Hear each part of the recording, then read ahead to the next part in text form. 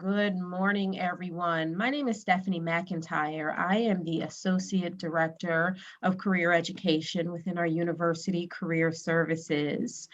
You are here to join into our virtual workshop entitled LinkedIn, Expand Your Professional Network, Leverage Your Job Search. So we are so happy to have you here for this discussion. I will start off with just introducing again myself, Stephanie McIntyre. Many of you have engaged with me or members of the career counseling team. In my role in our university career services, I oversee our group of career counselors who are the individuals who typically you will meet with for one-on-one appointments. And those are also the individuals that typically you engage with in other workshops we may have, and also in support of our career peers who, when we were in person, you may have also seen from time to time. For more information after this presentation, please visit our website, careers.unc.edu. And the same way that many of you got information about this workshop today from Handshake, please also use that same platform to schedule future appointment with a career counselor or to also see our upcoming events. We have a wide array of career fairs coming up. So as you are engaging in your internship and job search, we want to make sure that it's in alignment with the many employers, recruiters such as Nick, who will be involved in recruiting during our career fair season. So those are also things that we want to make sure that you're aware of. I'm going to turn it over again to my guest, Nick Bailey, who can share just a little bit of information about himself, his organization, and then later on in this presentation, you're going to hear a lot more about him from his perspective on LinkedIn and how to use that in your job search. Nick, thank you so much for being here. No, thank you, Stephanie, for inviting me. Hi, everyone. So yes, as Stephanie just said, my name is Nick Bailey. I am a Bachelor of Psychology or Bachelor of Science in Psychology graduate of Carolina back in '09. Pretty good year to be a Tar Heel. My career went more the healthcare pathway, and I do recruiting for currently a company called WCG. We're in clinical research, which I know has gotten a ton of press over the past 11 months or so. Our company, I feel really, just really proud to be a part of WCG. I've been with them almost 5 years now, and we've done a ton with all of the COVID treatments, vaccines. Every one of the vaccine that's gone through testing, our company has helped with that, whether it be from ethical review, patient recruitment, just doing a lot of data analysis. So we're helping out a lot of this. We're not one of the huge companies in the industry, but yeah, we're helping out a ton. So it's exciting to be a part of that. And so what I do at the company is, as I said, help with recruiting, help bring on new staff, work with the hiring managers to identify what the needs are for the company, and then go out and find that talent to bring into the organization to help us accomplish our jobs. And so no 2 days are ever the same. It's a lot of fun. It's fun to find the people, get to talk with them, and hopefully just make an incredible match between our organization and the talent that's out there. So thank you again for allowing me to share a little bit more with you today. That's great stuff there, Nick. Thank you so much for sharing information about you. You're a UNC alum, so that's exciting to hear. And that also that you represent an organization that's doing some really exciting, very important work in the world that we're living in today. So thank you for sharing that. What I'll do is first move on by talking a bit about what we're going to talk about today. Number one, understanding the value of LinkedIn. We'll make sure to chat about that and to answer any questions about that. Content to include on your profile, how to make some connections, how to conduct industry research as a whole, and then to hear some more details from Nick. And so as I'm going through this content, Nick will definitely also have perspective to share and give us his opinion that we think will be invaluable to this discussion. And also, while I do have content that I want to get through, I love when our workshops are able to become more conversational. So as you have maybe questions, comments, or concerns, please feel free to take yourself off of mute and chime in on the spot. I always welcome that. Or if you would like to put something in the chat, please do so. I'll either, just depending on how we're managing the commentary in our conversation, I'll periodically look in the chat to address something right on the spot, or we'll be able to use that because time permitting, we'll have some opportunity for Q&A in the end. For right now, make sure everyone is indeed on mute. I just want to repeat that as well. I want to make sure that everyone is on mute. And then if there are comments and questions that come out from one slide to another, always feel free to then take yourself off of mute and chime in. So the first thing that we want to talk about is maybe leveling the playing field so that we all are on the same page when we're referring to LinkedIn, that we all are thinking and conceptualizing the platform of LinkedIn in the same way. So is there anyone who's willing to maybe start us off with just how would you define LinkedIn? If someone were to ask you what it is, what would you say? Anyone here?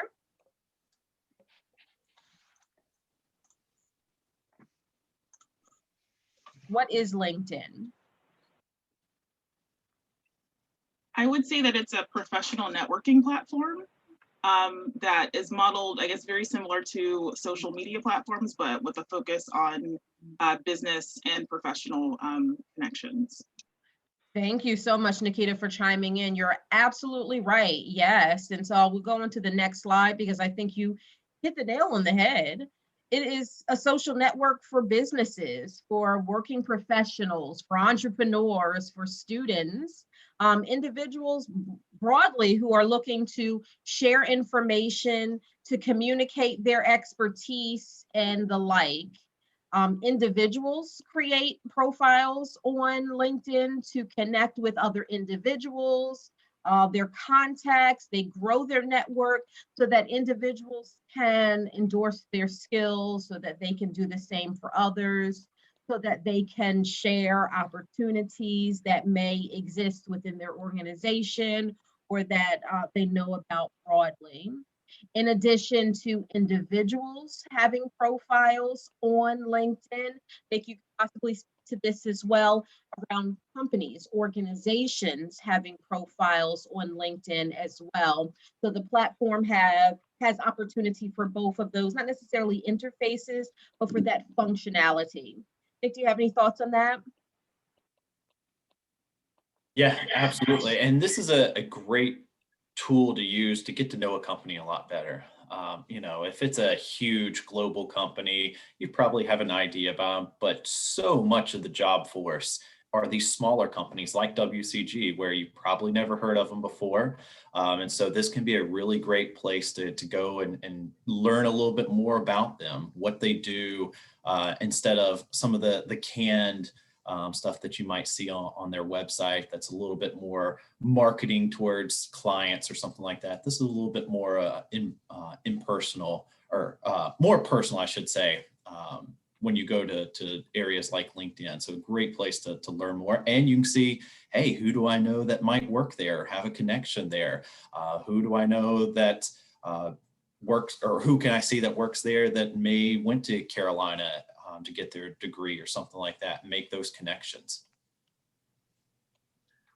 Nick, thanks for that. That's really important information to know. Also, the difference, what I'm hearing from you, is sometimes what may be on a company's website versus some of the content that they put on LinkedIn is more to really communicate to audiences broadly who they are, what they're involved in, and things of that nature.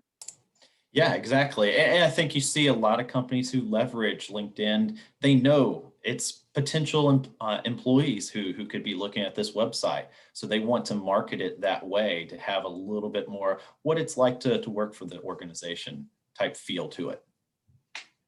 Great, great. That leads me just to the concept broadly of networking, which is nothing more than ways to build relationships. I always like to define it that way because we use that word in career services. I'm sure recruiters and just industry professionals as a whole will always talk about, oh, I'm networking or I'm building or I'm leveraging my network. Well, what does that truly mean? And there are many ways to do that, and today we're talking about through professional social media, such as LinkedIn, the use of online platforms to develop your network. I identify ways to engage with others, to be in relationship with others that may have ideas, information about industry trends, recruitment cycles at a particular organization, their culture, and things of that nature. And so as we move on with learning more about statistics and the value of LinkedIn, some of its functionality, what content you may want to put on your own profile, I would love for you all to see it through the lens of this being a tool to engage with others, for others to see who you are and what you represent, what skill sets, interests, values you bring to the table to find potential alignment with a company or an organization. Nick, would you say that that's what you would look at when you're looking at someone's profile? Yeah, absolutely. And certainly one of the things to keep in mind is what we keep saying. This is a professional network. So it's probably not the place where you want to talk about the party you went to last weekend, or while you do see it, some of the more personal political topics and stuff like that, quite honestly, that can be a red flag. That can be a turnoff for some people, depending on what you put out there. So keeping it professional, not to say you shouldn't have those opinions or you shouldn't have those discussions. It's just know the audience, know what you're building out there, because this is about your brand. Think of it that way. This is about branding. I like to look at LinkedIn as a living resume that anybody can go and see and look at and make those connections. And to the networking side of things, boy, it's such a great tool that you can use for, you see that position that you're really eyeing, that you really want, that company that you want to work for, being able to see who works there that I know, who can I build a connection with. Hey, I see that John Doe went to Carolina and got the same degree as me. Maybe I can reach out to him and say, hey, I see that you went to Carolina and had a psychology degree. That's what I'm doing. What advice would you give me to try and work at those, to get a job with your company? Great tool for building those connections.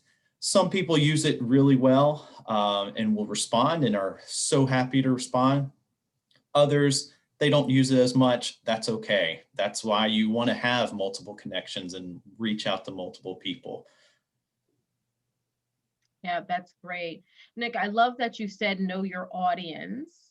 Us in career services, we talk about knowing your audience and being appropriate for your audience in all discussions we have, particularly as we're talking about resume writing, interviewing, maybe having professional networking discussions, and also for the content that you're putting on your LinkedIn.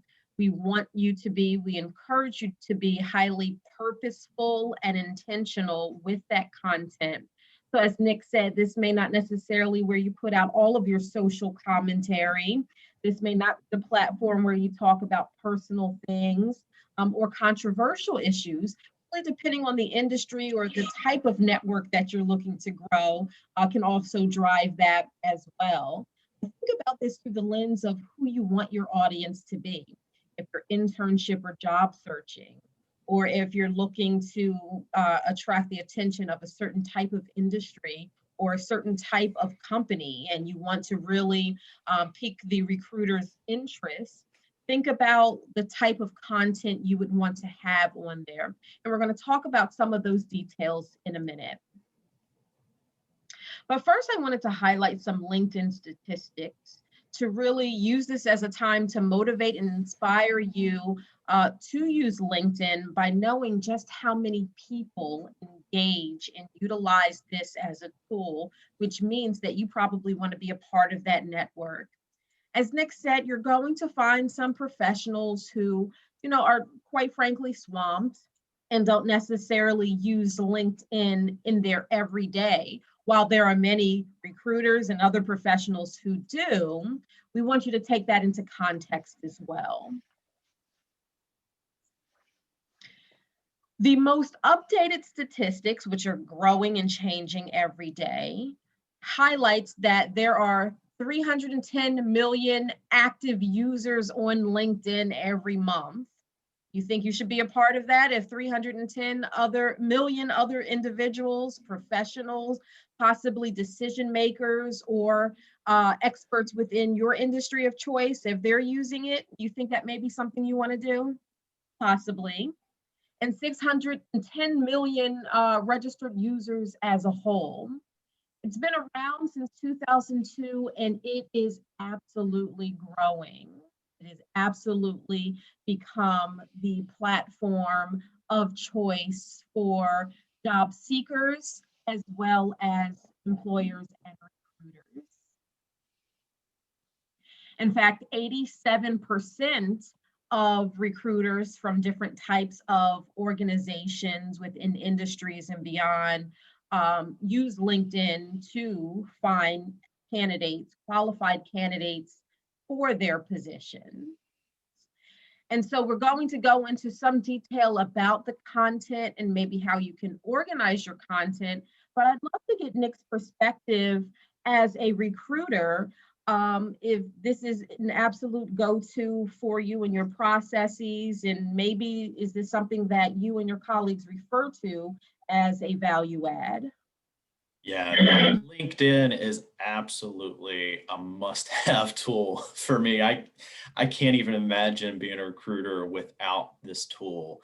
It's great to have some of the other job posting sites like Indeed or Monster or ZipRecruiter or all the different ones where you can post a resume and stuff. But there's just nothing quite like LinkedIn because, as I said before, it's a living resume that you can put out there for anybody to find you.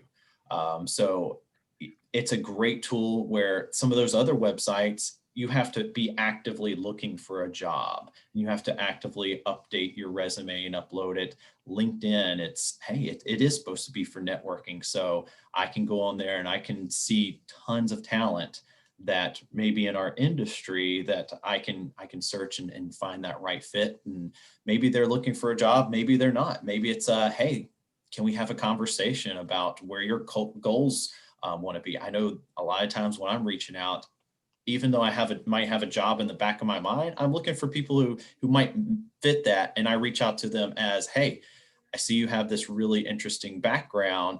Let's talk about what your next steps are. And then when they respond, then we can have a deeper conversation. Maybe this job's a right fit for them. Maybe it's not. One of the other things I'll throw out there, you see that's a lot of people. I think somebody's not on mute, it sounds like. Excuse me, it sounds like someone may need to put themselves on mute. Are we able to do that? Sorry about that. No, thank you. But when you see those numbers of 310 million people actively using the tool, I know a lot of you will recognize this is something that you can create an account for free. You don't have to upgrade to all these premium stuff. And that's because LinkedIn is making their money through recruiters using it as a resource. Quite honestly, it's not cheap to have that access to be able to find people and reach out to them, but it's such a valuable tool that absolutely we're going to pay for that. And so why not be a part of that? Have yourself out there. Companies are paying to use this as a go-to place to find talent and make those connections. So make sure you're part of it. Great, thank you for that. Nick mentioned that LinkedIn is your living, breathing resume, your virtual resume in many cases. And so what we want to do is make sure you think about the same way we strategically talk to you about your actual resume document, the sections, the categories, your strategy about how you align your content. We want to talk about that for a moment as well. And so as I go through just a few just thoughts about each section, I would love, Nick, for you to maybe chime in to give me your thoughts about what you think about these categories. I'm going to keep these things high level for the individuals who are attending this meeting, because many of you have made many different thoughts about your own professional brand and professional identity, and how you may want to utilize that for virtual purposes based on your academic major and your industry of choice. Also, the way you speak about yourself and use language that is indicative of your industry may also differ from one person on the line to the next. And so with that said, I want to use this as an opportunity to highly encourage you to schedule a basic career counseling appointment with a member of my team, or if you've already done so, to maybe now advance it to a more detailed conversation about updating your resume document, because the activity in doing that can translate beautifully into then how you would want to put it on your LinkedIn, or use that content to expand upon more details of your LinkedIn. Today's conversation can help you to advance maybe a conversation with a career counselor about the strategies and content and the way that you're going to be using LinkedIn as well. So I just would like to remind folks that think about your own content that you may already have on your LinkedIn page, or that you should as you go back to develop that. And then that could be something that you can have a more advanced conversation with University Career Services. So for example, under your education section, really think about what is going to be most valuable to your audience, of anyone who lands on your page, or as you're engaging and reaching out to someone, and then they come back to your page for further information. University of North Carolina at Chapel Hill, that name has meaning. That's very important. It's a broad network, not necessarily just regionally, nationally, but at this point it has international reaches. So you being proud of that and making sure that in addition to spelling out the details of your academic major, the specifics of your degree, when you will complete or when you have completed, but also highlighting the specific university makes a big difference. And someone really understanding how you've been educated and the Carolina experiences that comes along with knowing your alma mater. So that's something that's very important as well. Nick, any thoughts on that? Yeah, absolutely. I totally agree.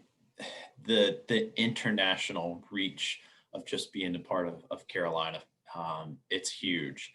One thing, and this will go for many of the different sections in your profile, when you're adding something like your school, your university, making sure that you are linking it to the university. So as you start to put in University of North Carolina at Chapel Hill, you'll notice that it has an autocomplete, and typically you're able to click on that school.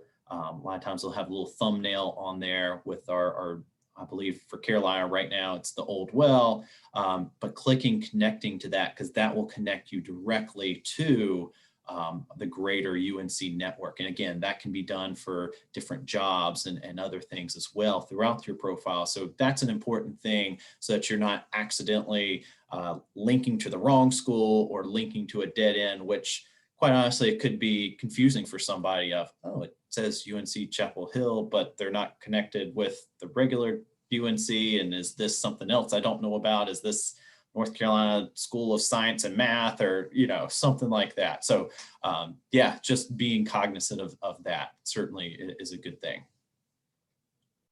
That's great advice. Thank you. Also, really consider the value of having your photo. Statistics have shown that this is invaluable, and it really shows your profile as being complete. It sends a message of completion to recruiters that whether, it was back in our times when we were engaging in networking events and career fairs face to face, or obviously as we still continue to move forward, putting a name with a face to a recruiter is very important. It really communicates, a full circle moment of how they've met you in the past, so that now when they're driven back to your LinkedIn page, there is a representation of who you are that is tied with your background and what you're communicating on that. As I mentioned before, in many cases, you not having a profile picture also can communicate some things that you don't want it to be communicated, such as, is this truly a completed profile? Did they forget to come back? Or is this profile maybe still in the works? And we know it's a living, breathing document. And so in some ways, it's always changing and growing. But that is a touch that you may want to always consider, having a professional headshot, or at least a picture of you in professional attire or neatly attired, where it's just you, it's nothing distracting in the background. Those are some things for you to think about. Nick, as you go on profiles, what do you think about this component? Yeah, quite honestly, when I'm looking at a profile, one of the first things I think of if somebody doesn't have their photo is, okay, am I reaching out to somebody who's not on LinkedIn anymore? Is this somebody who doesn't know how to use it? They do not frequently check their profile. So I think it's really a key thing that you do want to keep it updated. As Stephanie said, making sure it is a professional photo, not necessarily one where you're with 5 other people in the picture, things like that. Just again, how you'd want to present yourself if, say, you were going to a job interview. Setting that professional atmosphere is key. I like how you also mentioned that it also sends a message of, are you really invested? Are you a frequent active user? So think about that. And so the value that we have from having Nick's opinion here today is that he is utilizing the other side of LinkedIn for a very specific purpose. His job is to fill open roles at his organization. And so as he's going profiles, he's looking at it through the lens of, is this an invested person? Is this an active person? If I send them a message, if I reach out to them, are they going to respond? So each detail of you thinking through how you're tying back your academics to UNC Chapel Hill, spelling out the specifics of your degree and qualifications, having a professional headshot that shows that you are taking yourself and your investment seriously. Another category, which is a no-brainer, just like on your resume, is the opportunity for you to speak with detail of the work that you've done in the past up until present. I'd like to open up the definition of experience, because often for traditional undergrads who have invested your past year, 2, 3, or 4 now into the academics, your classroom experience, often, you'll challenge yourself and say you don't have much to offer. So let's think about experience much broader than just full-time work. You may or you may not necessarily have had a formal internship, but you may have had work experience that have come in different forms, whether that is engagement in the community, volunteerism with nonprofit organizations. You may have studied abroad previously. You may be a part of organizations on campus. You may be active in clubs. You may have had a work study position or some part-time job off campus. So there are many different ways in which you are developing skill sets that employers broadly will find invaluable, or to hear that you've been affiliated with different types of groups, associations, organizations, really speaks a lot to your investment in who you are and your values. And so with a University Career Services career counselor, as we really help you shape that type of content on your resume document, we can also help you translate that into how you're speaking about yourself and your affiliation with different groups, associations, experiences on your LinkedIn. That also means more than just say that you worked for the Red Cross from 2019 to 2020, but also what was your specific role? What did you accomplish? What did you contribute in the scope of impact and impact of that contribution? Because that's really what's going to be attractive to that recruiter, to help them envision that if you had great successes and accomplishments in previous work that demonstrates that you have certain skills and experiences, now they get to translate that into what that would look like if you were to apply to that position that they currently have open and available. It will give them more context around your candidacy for a specific job opportunity. Nick, thoughts on that? Yeah, it's definitely hit everything just right nail on the head. This does not have to be full-time job experiences. This could be internships. It could be volunteer experiences. Yeah, this is really important, and making sure to build this section out with more than just job titles or volunteer titles.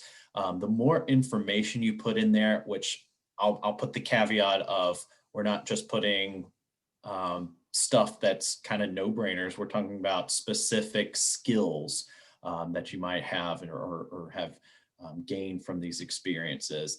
That actually makes you a lot easier to be found on LinkedIn for someone like myself. So when I'm going in and searching for that candidate who has whatever the skill set it may be, I can type those requirements into my search on LinkedIn, and that's going to bump you up to the top of the list. So we can find you easier because you put in that you have a specific IT software experience, because you put a specific role that you had previously. Those are key things. Another thing Stephanie said that I highly suggest is putting those different clubs, or maybe you did some sports or something in college. Those things can be really handy making connections with people. So one of the things that I always am reminded of in our company, and I think a lot of companies look at this way when we're looking for business development people. So the salespeople, the people who are selling our business to other companies. One of the sneaky things that we love to see is BD professionals who have that sports background, that competitive nature. Just so happens we've had several employees who maybe they played soccer in college, maybe they were on the intramural squads, and just that competitive passion, fire that they have makes them well. So you never know what other types of experiences or clubs or extracurricular activities might be beneficial to list on there. Yeah, absolutely. You gain skill sets in so many different ways inside and outside of the classroom. And we want you to take inventory of that and work with career counselors, mentors, people in your network that have some context and experience to really help you think about how you want to portray that. Skills, being very specific, as Nick said, with speaking about what you accomplished and what does that mean around competencies in certain arenas that the employer would see as valuable. When we talk about resume writing and preparing for interviews, we often talk about the importance of researching companies and knowing a lot about the industry that you're looking to pursue, so that you can make sure to use language and explain things that you've done previously. While it may seem on the surface unrelated, what are the skill sets that you have developed that make it related, that allows what you've done in the past to transfer and translate quite well. So as Nick said, sometimes athletes take for granted what you've done on the field, on the court, because you feel that, okay, that it needs to be a direct translation. But that competitive edge, that ability to work as part of a team, but to have critical thinking skills that show that you're independent. Those are just a few things that you develop through sports and other activities, just using that as an example. So we really want you to think outside of the box, and we can help you think outside of the box as to really your brand, which means nothing more than your reputation. What is your value add when you're communicating to others? And that also means through your social media presence, specifically your professional social media through LinkedIn. As we talk about that professional brand, and I truly define that as what is your value add? What sets you apart from the next? Or when someone hears your name or something that you've been involved in, what does that say about you in a positive light? And so, with that, the headline and summary on your resume is also important. So the headline is going to be that quick blurb, that quick line really under your name that just highlights your affiliation. Typically, when you are a professional already with a specific formal job title, you'll see under your name, you'll see, for example, me, it'll show Associate Director, University Career Services at UNC Chapel Hill. But often for students, we encourage you to make sure that it also is in alignment with your brand, from what is it that you're studying to the skill sets that you bring to the table and how you're looking to tie that into the next piece. That could also be an opportunity to make sure you're emphasizing UNC Chapel Hill.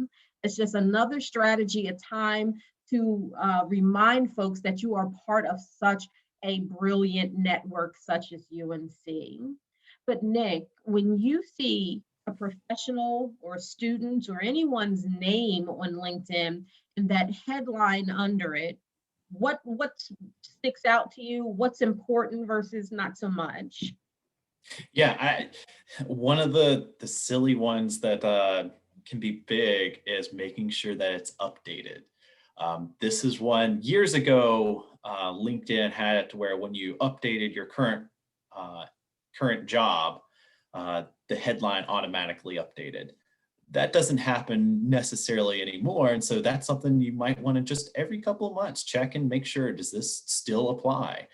Maybe when you're first coming out of college, maybe it's you're, Stephanie said, you're highlighting that you're a recent graduate. Well, a year from now, do you still want it to say recent graduate of UNC, or do you want it to say what you're currently doing, pursuing? So making sure that's current is really a good thing. Quite honestly, again, this is your representation to others. So if you have something on your headline that says that you're the head of some group, and then you look in the body of your profile and that's different. Maybe you weren't the head, maybe it was you were the VP or something like that, just to throw out a random group or something. Those differences can have you going, is this person paying attention to detail? What's going on here? So making sure stuff is accurate, that's key too, and really helpful. The last thing I'll say is you can use that headline to market yourself for pursuing a career in IT, pursuing, looking to make connections with whatever. That can be another good spot that you can just a quick one-liner of areas that you may be interested of. I would also say, kind of on the flip side of that, is you may not want to get too specific with it. So unless you just know that, hey, this is the only job I'm ever going to do in my career and this is what I want to do, maybe not getting too specific, because it can also, quite honestly, hurt you, especially coming out of college. If you're putting on there that you're looking for this very specific job, I come across your profile, I see, wow, this person has some skill sets that really fit my job, but here in their headline, they said that they really want to work with marketing. My job's more with data management. I'm not going to reach out to you because that's not it. Where for you, maybe marketing is something you enjoy, but that's not necessarily the only area that you'd be open and interested into. So just something to keep in mind about, again, theme of this conversation, knowing your audience there. Great. Yep. Knowing your audience, very important. And while that headline, as Nick said, is really just a one-liner, your summary is an opportunity to expand on it. I wouldn't say that this is an entire bio, but really think, again, purpose-driven and intention, maybe summarizing a few pieces of your background and language that you want to use, knowing who it is that you're speaking to. Who is your main audience on LinkedIn? And if that is very focused and narrowed to a certain industry, a certain company type, a certain workplace, then state that. If it's broader and you want to highlight that you have very diverse skill sets and you're seeking to apply them potentially in many different ways, maybe highlight that. So this is an opportunity to make this piece very personalized, very individualized. And I would encourage you, seek the advice of someone in career services or a professor or an industry confidant that you have, maybe someone who you've worked with in the past or a professional that you've developed a relationship with. This can really give you perspective of maybe how you want to speak to yourself and pull all that together, your entire profile together with that summary piece in that headline. So again, just a reminder, here at Career Services, we continue into this semester engaging with students virtually through Zoom. When you go on Handshake and click on our availability and you schedule that appointment, we'll send you out a Zoom link, and then we'll start preparing for that one-on-one appointment, and we'll tailor it to your specific needs.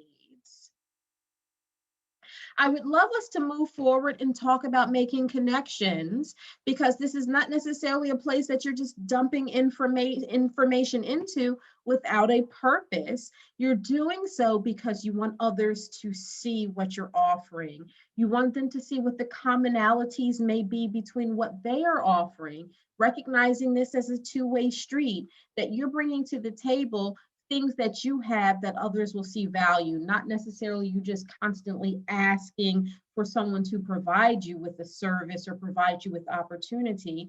You're marketing the fact that you have a unique value proposition. Exactly what Nick said about making sure you are linked to the University of North Carolina at Chapel Hill network on LinkedIn. And so when you are creating your profile and speaking about your educational affiliation or other roles that you may have with the institution, when you begin to type it in, this first old well picture with the name of our school will pop up, so that it'll be hyperlinked that you're speaking about that in your educational section or in another section. What that does is include you into a large network of, what do I see here, 219,000 followers.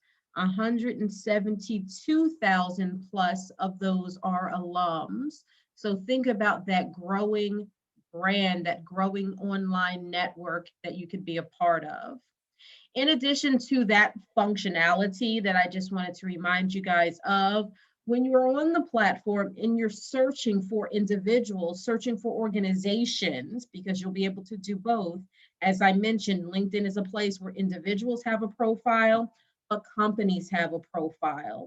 So for example, what you can do here is make sure that you are searching for who is linked to UNC Chapel Hill. Then you'll be able to look just for alums, or filter it and funnel it so that you'll be able to find other people that are in your UNC Chapel Hill brand that may be connected to other entities. You'll be able to see those commonalities, and what grows from that is opportunity for you to reach out. One of the things that we didn't make poignant yet in this presentation, but was to make sure that you're personalizing your messages. And so one of the things you may have heard me say a few times is doing things with intentionality and purpose. Unlike maybe some of your other social and fun types of social media, where you'll have a lot of followers or connections or friends, they call it different things depending on the platform. Many of those people you truly don't know personally, or you've never engaged with, or will find a purpose to. With LinkedIn, you don't want to make sure that you're just capturing connections without any purpose behind it. So if you find someone affiliated with WCG like Nick, and you have an interest in a position that you found out about, or you want to learn more about the organization, or you see that that contact at WCG, like Nick, has a background similar to yours, and you would love to just learn a little bit more about that and find out maybe how he's navigated that, or ask him a pointed question about a position, you would want to do more than just click for a connection request, but take just a few words, not lengthy, to introduce who you are and why you would like to be in connection. So personalize every invitation message. Refer to maybe how you've connected with in the past, if it was at some type of event, fair, or maybe you've stumbled upon their profile after doing some research on that organization. That is really one of the professional best practices that you want to consider as you do more than just develop your profile, but then use your profile to be in connection with others. You can do also just research, broad research through LinkedIn on the industry broadly that you're interested in, the company that you may be interested in. So if there's a specific person that you may want to learn more about their background because you know that they're affiliated with something that piques your interest, there may be a specific job posting. And so following companies, universities, organizations really helps you to realize maybe an internship or a job that's been posted that you want to learn more about. One of the greatest things that I love is talking about this concept of a SME. If you've ever heard what that is, a subject matter expert. On LinkedIn, people are sharing their commentary, their expertise, their data, their trends within the industry, breaking news that's happening globally, locally, regionally, nationally, that it may be important for you to learn a little bit about and have an opinion on. You being on LinkedIn and hearing commentary about industry and society as a whole is very valuable. And remember, as I said before, you have something to offer just like you have something to gain. You're doing amazing projects in your classes. Many of you are already invested in internships and being a part of teams that are capturing information, data, experience, and awareness from every reach of industry and beyond. So you already have expertise of your own. You may have written an amazing paper, a commentary. You may have already written an article, or if you haven't, think about how you can write one specifically for LinkedIn to communicate your own subject matter expert. Maybe then connect it with something that may be happening in the industry, or connect it to an organization of your interest so that they can hear that you're in the pulse of things that impact their industry and impact their company. Just some strategies. And again, working with career services, faculty members, uh, professionals that represent the industry of choice, they can also give you some guidance in how to do that appropriately. For example, you see right here, WCG's company page. If you're interested in learning even more about Nick's organization, please definitely be connected to him. It's almost time to answer some questions and hear a bit more from him, but you can also do some of that information gathering and researching on your own. So Nick, throughout all of this, we were able to weave some of your thoughts throughout the entire conversation, but I would love maybe some other things that maybe we didn't hit on that you would like to make sure we're all aware of. Yeah, I think one of the last things people forget about or maybe don't even know is using LinkedIn as a job board, using that as a tool to find your next position. Companies are, it's one of the, again, top places that I know our company and many others are posting jobs nowadays.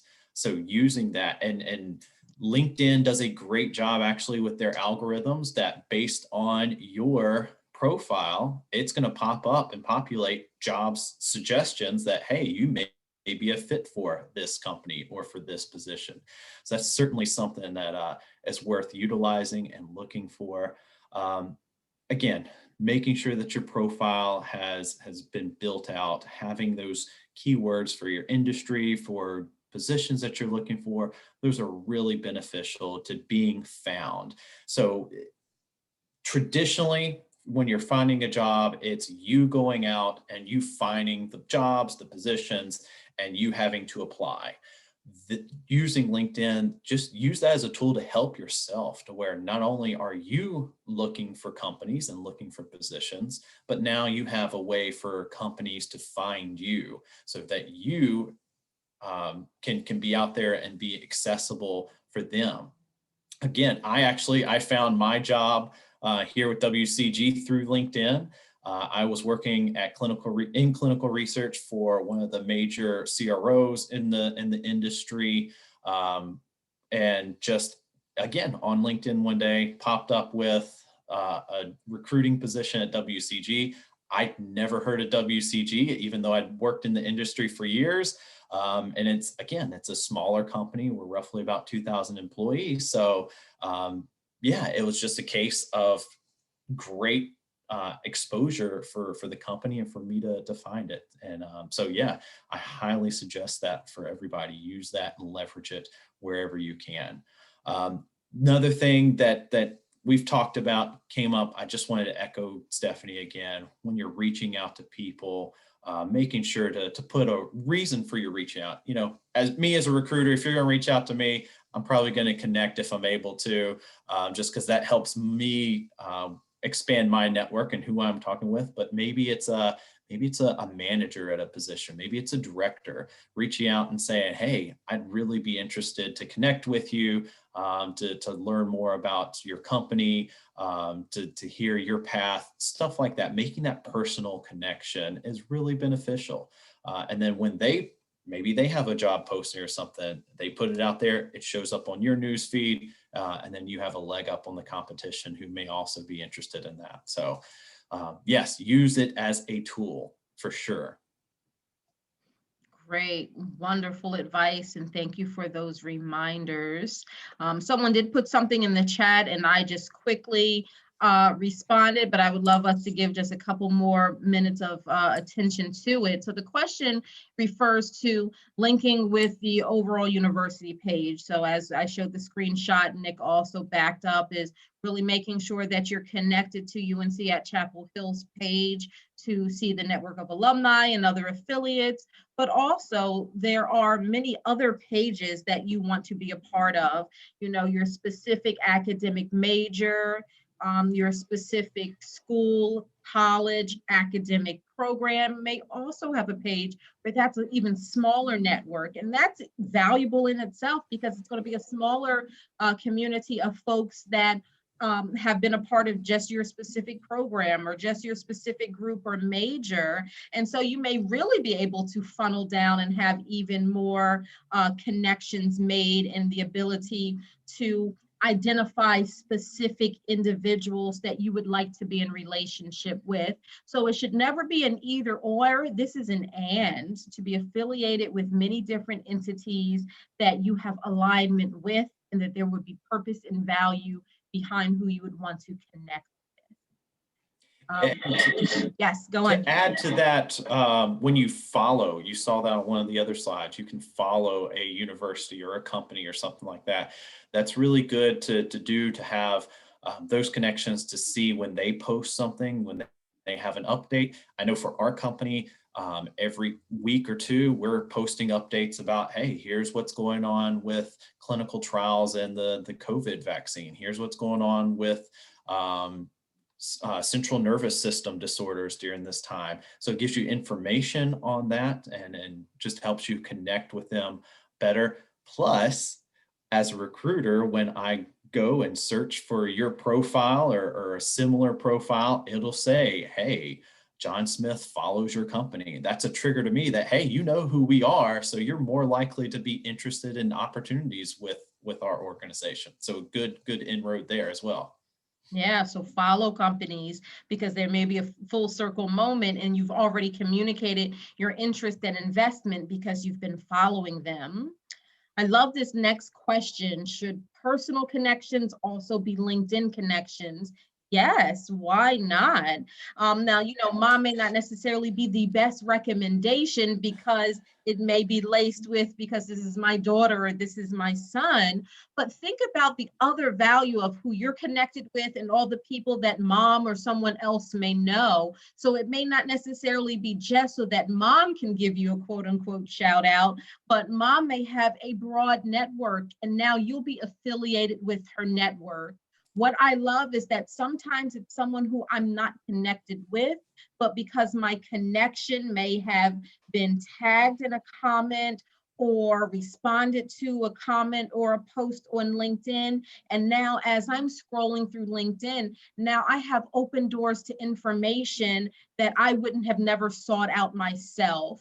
So, yes, again, it's all about purpose and intention, but at the same time, we don't want to be so narrowly focused that all of my connections have to have the same title or be in the same type of company or in the same type of industry. We can have contacts that are broader than that because, as Nick said, people are sharing information left and right, and you never know when that information may come full circle and have a value to you. So you don't want to discriminate so highly that you only have to be connected with certain people. That's a great question and something that we often don't think about. But yes, people personally that may also have networks that can be beneficial to us professionally. Yeah, I would agree with this 100%. And if you notice on LinkedIn, you'll see connections are three levels: first, second, and third. First level connections are ones that you're directly connected with. Second level connections are ones that you're connected with somebody that they are also connected with. So one degree of separation. And then third is anybody outside of that. And as Stephanie said, having those second level connections, they pop up on your news feed and can be a great source for information there. So absolutely, yeah, connect with those people. Yes, absolutely. I wanted us to take more time for questions, but as I always make sure to say at the end of any presentation, is that I'm respectful of everyone's time. Thanks for those of you who did chime into the chat with other questions. And I'm going to also put my email in the chat so that if you just want to be in touch and ask any follow-up questions afterwards, that I can make myself available. All right, so I just put my name in the chat, and then also the last slide, I'm actually just going to put the link. If you guys wouldn't mind opening up another window with this link to our feedback form, and it'll take you just a couple of minutes if you don't mind doing that after we all say goodbye to each other. That you can just take advantage of a time to provide us with that feedback. If you got good content today, if you got what you need, what else can we do to expand on this topic in the future? That would be helpful. So thank you again. I'll let Nick close this out with any parting words around WCG or any of the content we spoke about today. Yeah, I just appreciate everybody's time. Again, LinkedIn is a great tool. It may be one that's hard to get into at first, but get familiar with it, get comfortable with it, because it's an absolutely essential tool for, again, having yourself out there accessible to lots of different jobs, companies, and connections that can help you professionally. When you're building that career, there's such an important intersection between experience and timing. And when those line up, those are the best jobs. So let's make sure that you're out there can find that right timing and share your experience. Great. Thank you so much. It's been a pleasure connecting with you today, Nick, and having you as a part of this discussion. As I mentioned at the start of this has been recorded. You will have access to this. It'll be on our University Career Services LinkedIn, our YouTube channel, so that you have access to this content on demand afterwards. If you are a pre-business passport student, just by way of you logging in today, we have, and hopefully you did it through your UNC credentials, which means that now your attendance has been recorded. So I am going to cut us off of recording